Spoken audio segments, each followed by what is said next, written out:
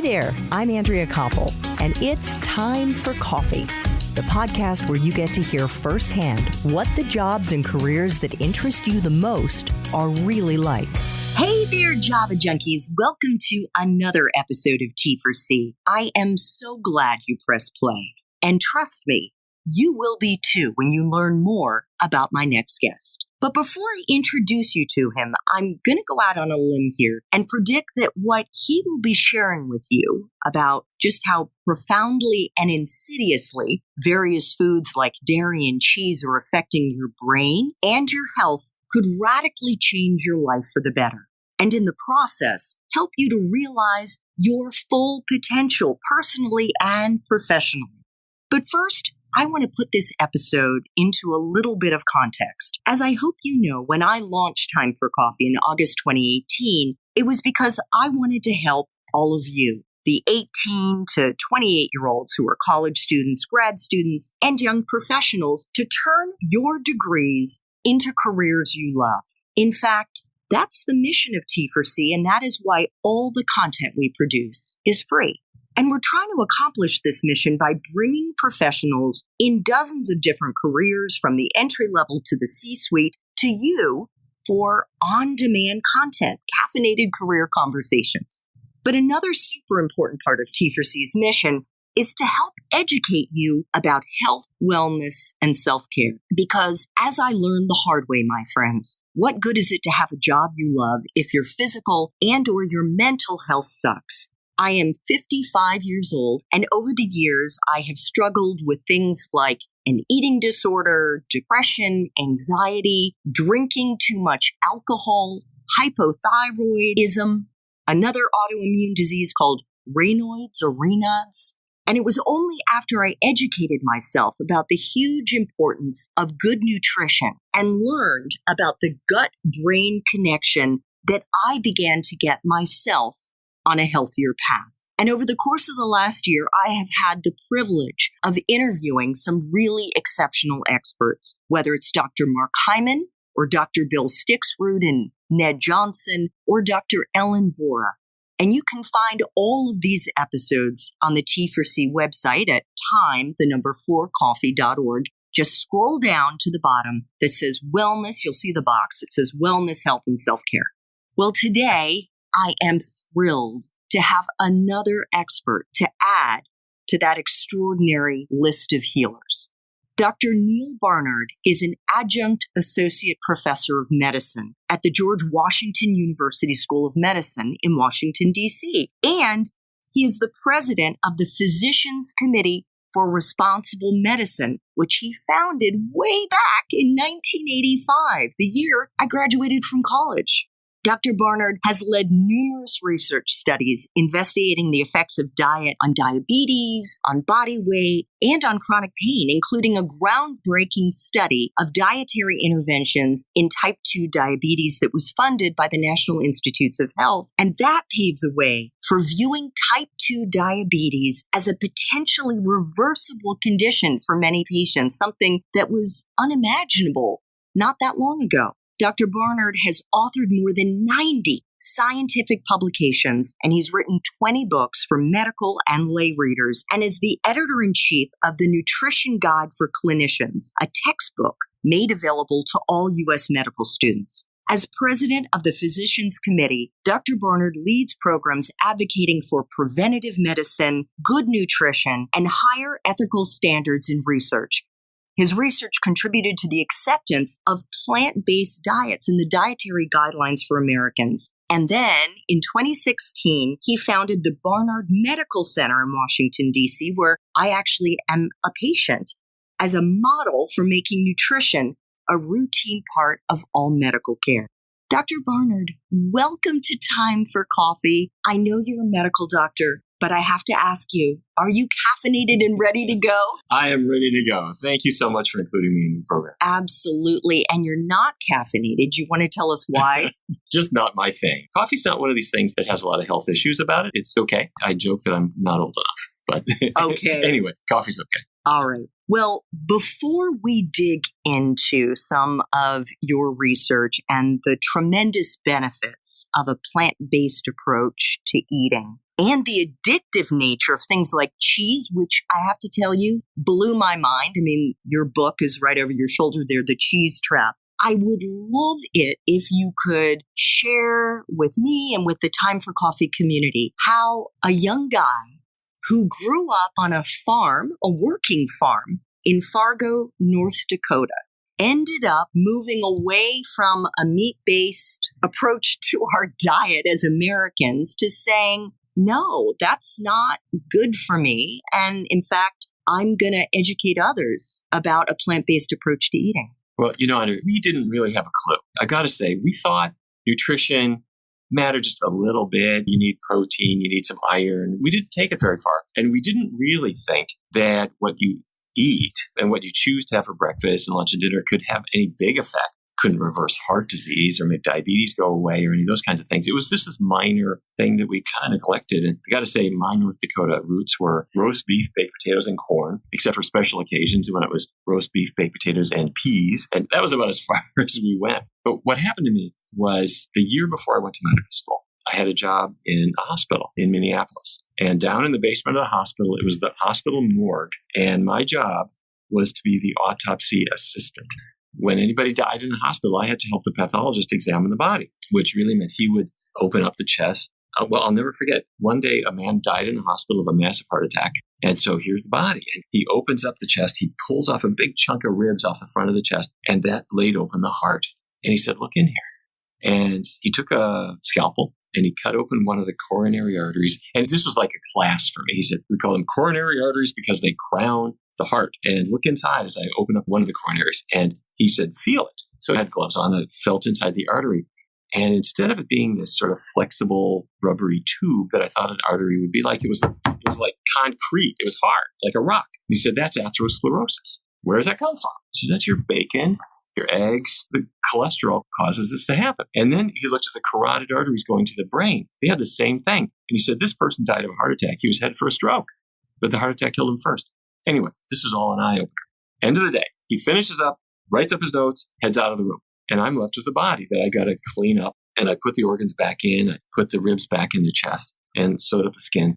And then I went up to the cafeteria and they were serving ribs for lunch that day. And I wasn't a vegetarian or anything like that, but I looked at that and I thought that looks just like a dead body.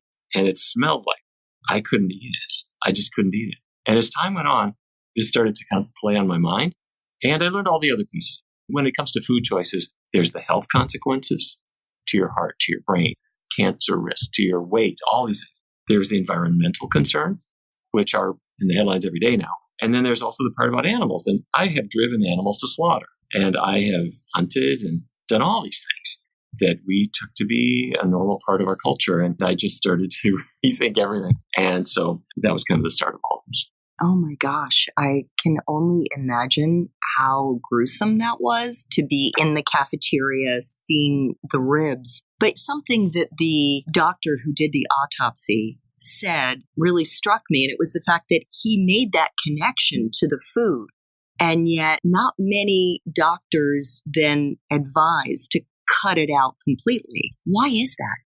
Even at that time, I know this sounds peculiar to say, but for some people, particularly people who were kind of impoverished when they were young, we saw this with people immigrating to the United States as well. When they became wealthy enough to have meat every day, that meant you had arrived. And for some, they had developed heart disease as a result, and they would have what they would call a zipper, which meant your coronary artery bypass graft scar that you on your chest, right down your midline, and that people would proudly have their zipper to show that they had arrived. So the point I'm making is people started to know that it was diet. It was also smoking. That these things contribute to heart disease. And yet that's part of life. You don't not do that. And I have to say, for my life, when I went to medical school, I would sneak hamburgers into the medical library and I smoked cigarettes. Frankly, our patients could smoke in the hospital. As long as oxygen wasn't flowing, they could smoke in bed. All these things that sound crazy now, that was our life back then. We weren't stupid. We knew that smoking caused cancer. But somehow we thought, well, I can get away with it for a while. Yeah, it's one of those vices that it's okay while you're young. And then maybe when you get into your 30s or 40s, you'll give it up. I think a lot of people have that attitude today. I know this is bad for me, but as long as I quit, eventually I'll be okay. And we have had the same idea about food. I can eat badly now when I'm young, but eventually I've got to clean it up before I get diabetes, before I get atherosclerotic disease, before I get whatever it is. And I got to tell you, we have learned that that is 180 degrees wrong because all of the seeds of later problems are being sown early in life. For example, guy walks into the doctor, says to the doctor, I got a problem with my nature. That's euphemism for he's got erectile dysfunction. Got a problem with my nature. Fine. Here's your prescription for Viagra. Go to the pharmacy, pick it up. That man, he doesn't have performance anxiety. The reason he's got erectile dysfunction is he doesn't have good blood flow to his private parts.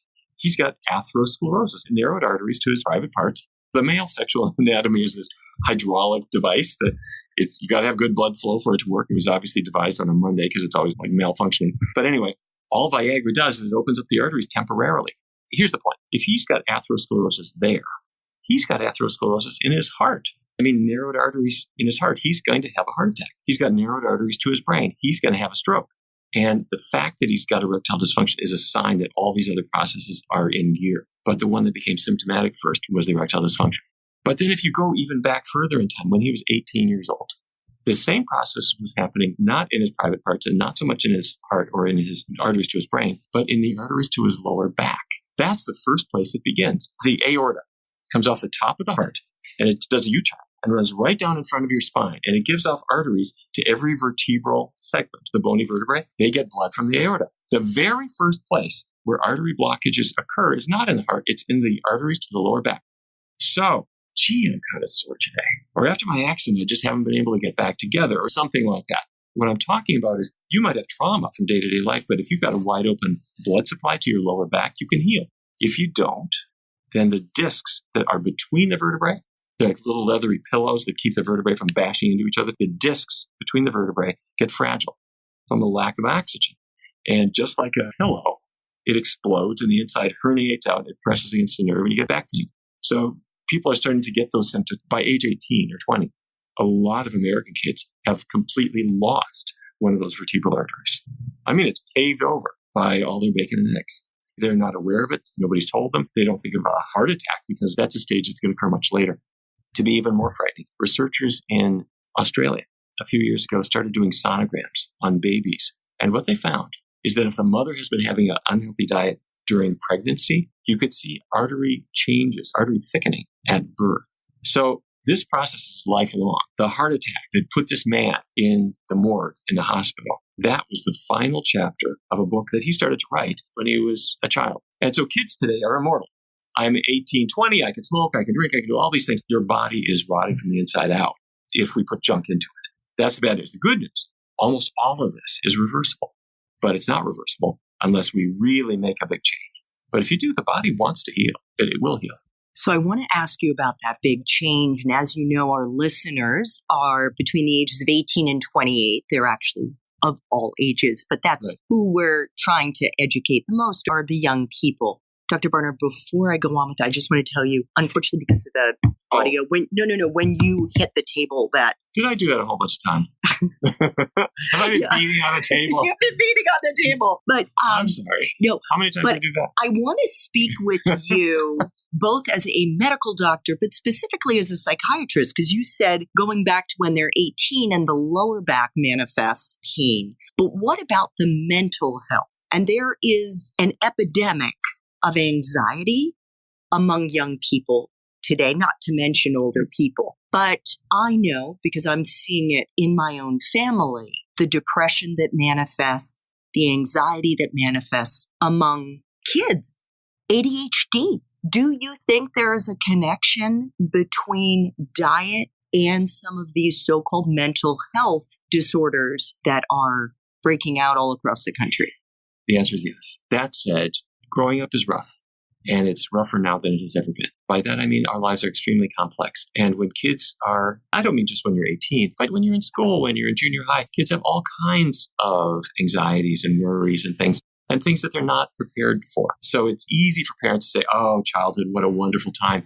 But what they forget is that the challenges of growing up are tough, and they can exceed a growing person's ability to deal with them in certain respects. So what happens when you're 18? You're either in college or you're in the working world, and the anxieties multiply, and you don't have a wealth of experience, and you may not have mentors to really help you along the way. So things are not so hot.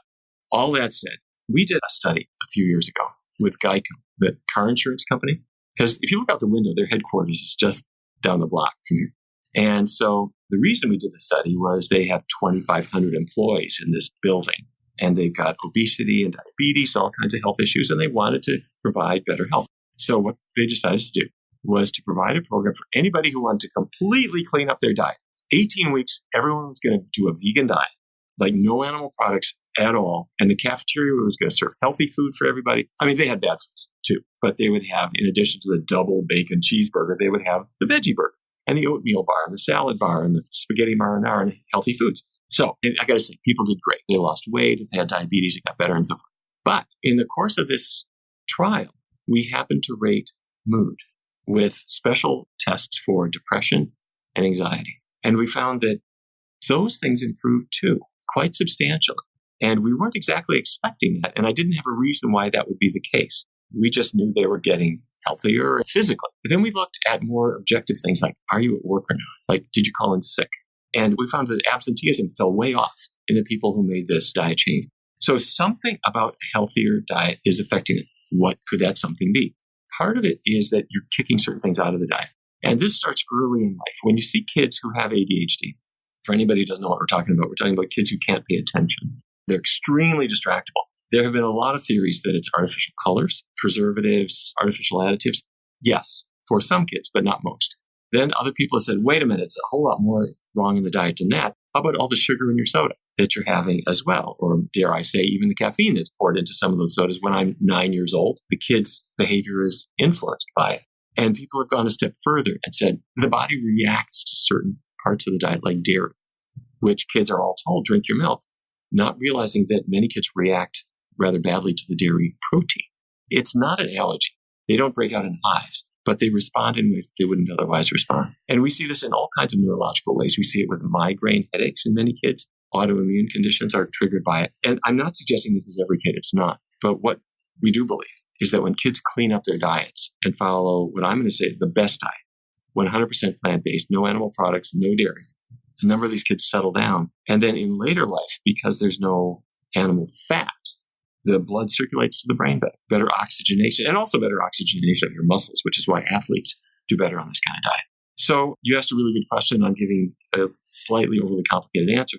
But this being the new frontier of medicine, we do believe that the same diet that's good for the heart is also good for the brain. Fantastic. So in my introduction to you, Dr. Barnard, I said that you believe nutrition should be a routine part of all medical care. Could you break that down for us? What does that mean in practice? And why isn't nutrition a routine part of all medical care in this country at this point? Well, I think doctors can be forgiven for that up to a point, because it used to be, we thought, well, you've got an infection. And if you got pneumonia, you need an antibiotic. What you eat doesn't have anything to do with it. You got a urinary tract infection. Let me give you an antibiotic. Nutrition plays no role. You've got heart disease. Well, did your father have heart disease? It's genetic. We didn't realize that we didn't just inherit genes. We also inherited recipes, from our families. So what we've come to realize, and in part from our research, when we started our work, diabetes was diabetes. You got it. You're going to have it. And we showed, wait, this is a two-way street. We can get rid of it. For many people and for others, we can make it improve. Heart disease, those arteries can open up again. We didn't realize that. And that's the work of Dr. Dean Ornish. Even conditions like cancer, where you don't want to get cancer. But when people have it, their course after diagnosis is influenced by what they eat. And so now we have come to see, in just the past decade or two, that nutrition is the core of health and should be the core of medical practice. So you mentioned that the course of your future prognosis with respect to cancer is based on nutrition. But do you believe that we can prevent the development of cancer due to good nutrition? I don't think you're going to prevent everything. You could have perfect life and be a non-smoker and you'll still get cancer. But the genes that control the cells are fragile. They can break and they can change. So bad things can happen of all kinds. In the same way as you baby your car, but after about 200,000 miles, something's going to happen. Your body's like that too. That said, yes, if you don't smoke, your odds of getting lung cancer just fell through the floor. And if you are not eating animal products, if you're not eating the meat and the dairy, your risk of several forms of cancer diminish. Digestive cancers, like colon cancer, colorectal cancer, which, by the way, is rising in young people because they all love bacon so much. Yeah, I'm telling you, that's causing colon cancer. It really is. But also the hormone-related cancers like breast cancer, uterine and ovarian cancer, and then prostate cancer. These things are related to diet to a dramatic degree. So I also mentioned in the introduction something that really rocked my world. I could not believe it when I heard you say this, and that is that something as seemingly innocuous and delightful as cheese can be addictive. How is that possible? Oh my God. We used to see this. We still see it in our research studies. We bring people in, they got diabetes, they want to get better. So we put them on a plant-based diet and they do great. Their blood sugars fall, they lose weight, their cholesterol's improved. But so many of them will say, no matter how good I feel, I got to tell you, I still miss cheese. Specifically cheese. Not ice cream, not whole milk, not chicken. Cheese. And I thought, it smells like old socks. Why do people want cheese so much? But people do get addicted to it. They sure do. And we have found out why. And you're going to tell us. Okay. All right. Well, cheese is more addictive than butter or whole milk or even ice cream. And the question is why? The smaller part of it is it's very salty. There's more salt in cheese, ounce grams, than there is in potato chips, believe it or not. And it's fatty. It's about 70% fat. So the salty, fatty combination, people love that. Potato chips, onion rings, French fries, salt and fat equals addiction. But cheese has something that French fries don't have. It actually has mild opiates in it. And when I say opiates, I mean relatives of heroin or morphine. And what they are, they're called casomorphins, C-A-S-O morphins. That means they come from casein, C-A-S-E-I-N. Casein is the dairy protein. Coated in the protein molecule as the milk was coming out of the cow's udder, the protein has little opiates coated into it that come out when it's digested. And so the calf would get these opiates, be a little bit calmed, and kind of bond to mother as the calf is suckling. The cheese-eating adult gets them too, but the difference is it's in all milk. It's in all dairy products that have the protein in it. But in cheese, the protein is concentrated. And it's sort of dairy crack, if I can put it that way. Whole milk has these opiates too, but cheese has a lot of it. And it's not that strong. The strongest casomorphin has about 1/10 the brain binding capacity compared to pure pharmacy-grade morphine. So it will not get you arrested, but it's just strong enough for a person to say, I want that. Yeah. And I'm thinking, as I read this information, oh, that really explains why when I think I'm being good and I'm taking out my goat cheese and my Amy's crackers and I'm having a couple of crackers, the next thing I know, half the thing of goat cheese is gone. Why? I couldn't stop. Yeah. Well, there's a word for that that's sort of a tongue-in-cheek word that addiction researchers use. They call it moorishness, which is I had one cookie and now I need more. And now I need more. And I've already had 8, but I need another one. They call it moorish. And it's the same with cheese, is that you have a little bite with a cracker, and that's kind of good. And pretty soon the whole thing is there. The problem is that cheese, it's 70% fat, more salt than potato chips, as much or more cholesterol as steak. If it were any worse, it would be Vaseline, I got to tell you. And kids eat it all the time because they're told, well, it's got protein in it somewhere. If you can cut your way through the saturated fat, it's the number one source of bad fat in the diet. And so it leads to heart disease. Saturated fat is linked to Alzheimer's. Talk about the brain. Researchers in Chicago at the Chicago Health and Aging Project have looked into what causes Alzheimer's. And one of the first things they keyed in on was saturated fat, bad fat, the cholesterol-raising fat, very harmful to the brain. So anyhow, it does worry me that we say, oh, children should eat string cheese and all this stuff. We should take that and throw it in the trash. That is garbage, despite the fact that it has worked its way into our culture. Okay, so I just want to say, going back to your mention of the, what is it called, moorism? Yes, moorishness. Moorishness. Not my word. Some sort of tongue-in-cheek researchers came up with it, but it does explain. I bet you can't eat one potato chip. You can't. You taste one, and then the moorishness kicks in. Yes, which has been, and that probably is a whole nother interview, but it's actually been chemically engineered to be addictive. But going to that point, I get it with the sweet stuff. I get it with the sugar. What was shocking to me is the fact that it exists, the same addictive qualities exist in something that isn't sugar related per se, but has that casein component. Cheese is far worse than sugar. Sugar is a convenient scapegoat, and everyone likes to blame sugar for problems, and everyone can agree sugar is terrible. Compare sugar to cheese. Sugar has 4 calories in a gram. Dairy fat has 9. That's true for any kind of fat. Sugar doesn't have any opiates in it at all. It doesn't have any hormones in it. If you eat cheese, cheese came out of a cow who was pregnant 9 months out of every 12 because the farmers impregnate them every year. Not personally, but they do this to keep them producing milk. A pregnant cow makes hormones that get into the milk and they're more concentrated in the cheese. It's not a lot, but I mean, for men listening to this, how much estrogen do you want to be swallowing? Well, that's what you're getting with every grilled cheese sandwich. For women listening to this, do you want extra estrogens that came from a cow in your body? Now that you know they're there, the answer is going to be no, but nobody was aware of that. So don't get me wrong. Sugar is not health food. Soda is not health food. Even if it's called Dr. Pepper, it's not health food. But cheese has got it beat in every single way. We work with hospitals a lot. They're trying to get rid of the sodas. Good idea. But if you're still serving bacon and sausage and cheese sandwiches and things like that, you're inviting your patients to come back for the next podcast. You went a step further in your research into milk and dairy and cheese, and it involved doing a Freedom of Information Act for any journalist out there. That's the FOIA that allows you to get federal documents after a certain period of time. What did those documents show you, Dr. Barnard, about the extra special relationship that exists between the dairy industry and the federal government, the FDA? There's lots of connections. They're really quite frightening. We discovered that Wendy's was producing the Wendy's Cheddar Lovers Bacon Cheeseburger as a U.S. government project. Wait a minute. You can imagine a fast food chain releasing a new burger, but you wouldn't think the government would ask them to do it.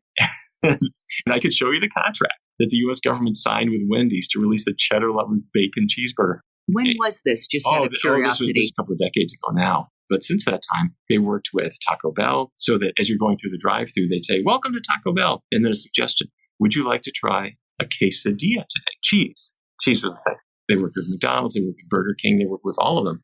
They worked with Pizza Hut to put an entire pound of cheese on one serving of pizza called the Ultimate Pizza. And why do they do it? Because in Wisconsin and in Florida and in California, there are farmers raising cattle. They milk the cattle. They have a bunch of milk. And the more demand there is for it, the more money they get. They lobby Congress heavily. Congress institutes laws to favor them. And so the government, by law, must promote American agricultural products, especially cheese. And then when it got ugly, in the year 2000, we discovered that the federal policymakers deciding what Americans should eat, I'm talking about the people developing the dietary guidelines for Americans. Through the Freedom of Information Act, we got all of their resumes, their CVs. We found that 6 of the 11 decision makers had been paid by industry, especially the dairy industry, some the egg industry, some the meat industry. So I filed a lawsuit in federal district court here. And I got to say, the government had all their attorneys. We had one, but it helps if you're right. And the judge instantly ruled we were right. You cannot run a country that way. Since then, it's gotten better, but industry is still heavily involved in promoting what people know about food. So to those or for those young people who grew up with parents, as I did, telling us to drink milk, whether to eat cheese because there's protein in it and it's good for you, what do you say? Well, there is protein in it. However, there's protein in lots of things. Broccoli doesn't want to brag, but it's 1/3 protein. A kid who never eats animal products at all will get easily more than enough protein without any milk or whatever. And there's calcium in milk. The cow doesn't make calcium. Calcium is an element. It's in the earth. And so it gets into the roots of grass. And the cow eats the grass and some of that calcium ends up in milk. But if you eat green vegetables yourself, hopefully not grass, but broccoli, kale, collards, Brussels sprouts, if you eat that, that's what nature thought you were going to do. And so your digestive tract has the capacity to digest those and extract the calcium, in fact, about twice as efficiently as it does with milk. That's our natural food. So milk is a cultural thing, and it's not universal. About a generation ago, it started coming into Japan and China. Milk was a European thing, and to some extent a Middle Eastern thing to a degree. It came into India fairly soon. But I was doing an interview with a young Japanese reporter. We were talking about milk at the time, and she would just wrinkle her nose. And she said, at the end of the interview, she said, "I'm sorry, I'm just so upset. Our government is now pushing us to try to drink milk so that we're big like Americans. And I just don't like it." It wasn't their culture, and it shouldn't be part of our culture. So, Dr. Barnard, why do you believe our young listeners should adopt a plant-based approach to eating? And how is it different or just another way of saying become a vegan? It's another way of saying effectively the same thing, except when people hear the word vegan, They think that means I have to have a taste for folk music or work in a library or have a philosophy degree or something like that. And wear tie-dye. And wear tie-dye or come from Hollywood or something like that. And so plant-based means I'm just like everybody else, except I don't eat meat or animal products. I'm kidding a little bit, but that's kind of how the word has come around. I got to say, vegan is exactly the opposite of how I was raised, but you learn two things when you adopt this diet. One is it's really good for you. I mean, it's like your cholesterol level comes way down. Weight problems just melt away. Athletic performance is the big thing now. It started out with distance runners, the Scott Jureks and Brendan Brazier and Rich Roll. And then it was the basketball players. And then Venus Williams first. And then Serena. She did it because she needed to be healthier. She had Sjogren's disease, which is an autoimmune condition, and a vegan diet effectively cured her.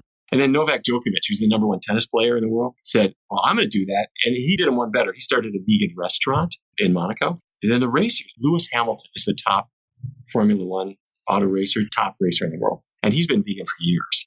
And he's tweeting about it all the time. Anyway, I'm digressing. So bottom line, you discover that it's really good for you. But then you also discover it's surprisingly easy. You thought it was going to be hard, but it's not hard. You're at Taco Bell, you skip the meat taco, you have the bean burrito. This is not the pinnacle of culinary art, but it works. And you're having pizza, you just leave the cheese off and you have extra sauce and put on all the veggies. You got a sushi bar. You have the cucumber roll or the asparagus roll or the sweet potato roll. You could still have all the other stuff. Any Italian restaurant, they'll make you spaghetti arrabbiata, spaghetti marinara. There's choices everywhere. And Subway would be more than happy to leave off the meat and cheese. Cheaper to them to load it up with all the veggies. So you discover it's easy, you feel better. Your friends are kind of gradually decompensating and they're on every diet known to humanity to try to control their weight. Those problems have left you at a little bit of arm's length.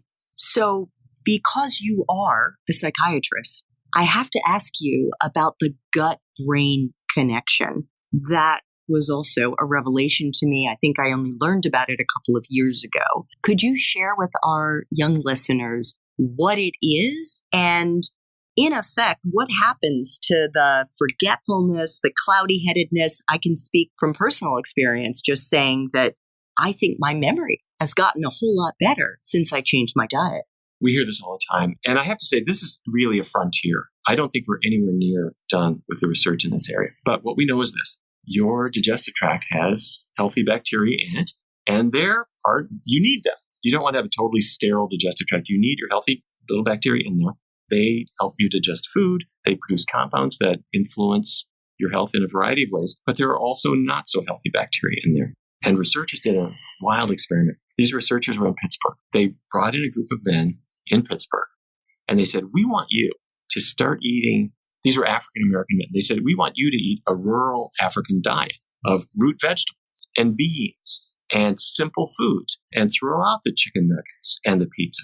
And they did this for 2 weeks. And at the same time, they recruited a group of men from rural South Africa. And they said, we want you to eat the Pittsburgh diet, which was cheese and wings and all that kind of stuff. And within 2 weeks' time, they could show that their gut bacteria were changing dramatically. It's just like if I take my garden and I'm growing roses and I suddenly start throwing sand into it, which would be great for cactus. The roses aren't growing so well anymore. And I can do the same with my cactus garden. You put in the wrong soil, they don't grow. Your bacteria in your digestive tract are like that. And all you have to do is to throw in a lot of cheese and meat, and I'm including chicken and fish in the bad category. You throw them in there and you no longer get the growth of healthy bacteria. Over the long run, yes, it can affect your health in a variety of ways, including higher cancer risk and so forth. But if you discover your digestion is not so hot and your mentation is not so hot, those are the two things. Mentation being? You feel this kind of brain fog or the 2 o'clock slowdown where I'm just dead all afternoon unless I have a Red Bull, a cigarette, or I got to prop myself up. That comes often from what people ate and the fact that their gut bacteria have been altered by a continually not so hot diet. And isn't it true that the vast majority, I want to say 70 or 80% of the feel-good hormone, the serotonin, is actually in the gut? It's a funny thing. Your gut bacteria make things that we over years have come to take from them. And that's part of our evolution. And if you don't eat in a healthy way, then you don't get the advantage of that. Now, let me say also, by the way, young people are the folks who have a heart, sometimes a little bit more than their parents have had. And so they're thinking about the environment. And they're thinking, we got close to 100 million cows in here belching methane every day. And so, cap your smokestacks and drive a smaller car. But how about if we change our diet? And if we do that, that's good. And for people who have a heart for animals, which I have developed, didn't have when I was young the way I do now, Americans eat 1 million animals every hour. They're not having a nice time. If we change our diet, it's good for them. It's good for the earth. It's good for us. And more than anything else, it's good for the next generation, the kids we are one day going to raise and their kids. You're just making this world a healthier place and a kinder place. All good things. Before I say goodbye to you, Dr. Barnard, I want to give you the opportunity to tell our young listeners who may be in the Washington, Virginia, Maryland region at the end of July about a really incredible conference that the Physicians Committee for Responsible Medicine holds every summer, called the International Conference on Nutrition in Medicine. It's July 26th and 27th. Would you be kind enough to tell our young listeners what they could expect to find there?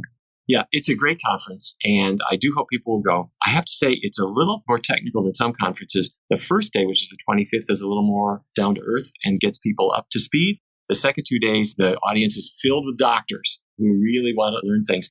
Let me mention one other resource that I hope young people will look at. Go on your iPhone or your Android and look up 21 Day Vegan Kickstart. It's an application. We've had about 700,000 users, something like that. It's fun. It's free. Nobody's selling you anything. But go on it and don't make any long-term commitment. Try this for 21 days.